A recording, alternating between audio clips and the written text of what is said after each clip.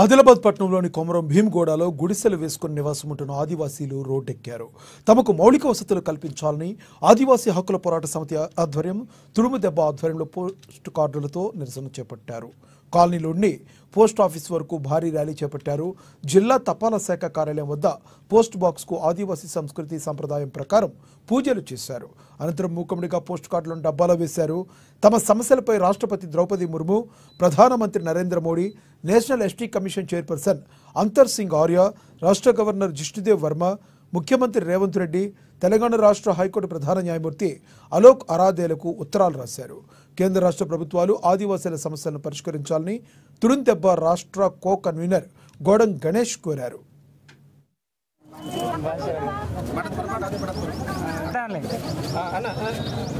ఈరోజు కొమరం భీముగూడ నిర్వహణ కమిటీ ఆదివాసీ హక్కుల పోరాట సమితి తుడుందెబ్బ ఆధ్వర్యంలో కొమరం భీము కాలనీ నుండి ఆదిలాబాద్ జిల్లా ప్రధాన కార్యాలయం పోస్టల్ కార్యాలయం వరకు పాదయాత్రగా వచ్చి కొమరం భీము కాలనీలో నివాసిస్తున్నటువంటి అడవి బిడ్డల ఆవాసాలకు నీళ్లు, కరెంటు, విద్య, వైద్య, రోడ్డు రవాణా సౌకర్యాలు కల్పించాలని కోరుతూ మానవతా దృక్పథంతో స్పందించి భారతదేశ రాష్ట్రపతి ద్రౌపది ముర్ము, దేశ ప్రధానమంత్రి నరేంద్ర మోడీజీ గారు, ఎస్టీ చైర్పర్సన్స్ అనంత్ సింగ్ ఆర్య గారు, అదేవిధంగా హైకోర్టు ప్రధాన న్యాయమూర్తి అలోక్ అరాదే గారు, రాష్ట్ర గవర్నరు, అదేవిధంగా తెలంగాణ రాష్ట్ర ముఖ్యమంత్రికి ఇట్లా ఆరుగురికి మేము కూడా ఈరోజు ఆదివాసీలందరూ కూడా మాకు మా యొక్క ఏవైతే సమస్యలు ఉన్నాయో ఈ సమస్యలను నీళ్లు, కరెంటు, విద్య, వైద్య సౌకర్యాలు కల్పించాలని చెప్పేసి ఇక్కడ వరకు పాదయాత్రగా వచ్చి ఉత్తరాలు వేయడం జరిగింది. కాబట్టి మేమేమంటున్నామంటే